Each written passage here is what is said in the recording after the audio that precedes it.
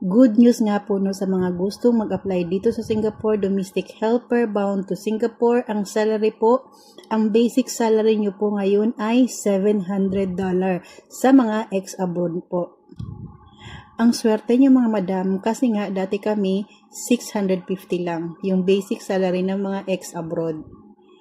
Sa gustong mag-apply sa Jake Agency, no, ilalagay ko po sa comment section kung gusto nyo mag-walk-in or kung gusto nyo mag-apply through online. Kasi pwede naman po kayong mag-apply online, guys.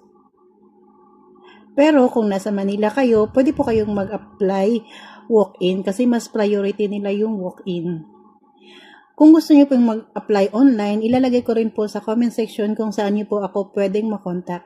Sa Jake Agency po ay no salary deduction po sila. Pero syempre, kayo po ang mag-shoulder ng mga gastusin like ticket pa Manila or medical at iba pa. Ang magagastos lang naman niyo po ay 10,000 to 15,000 lang naman po ang kailangan nyong i-prepare. Employer po muna bago medical. Yan po ang kagandahan ni agency.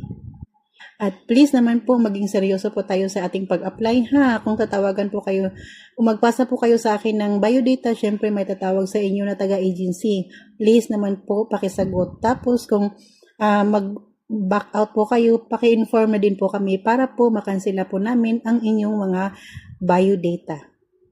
Ang age limit po sa mga ex-abroad ay 24 to 43 po. So, hurry up na guys. Apply na.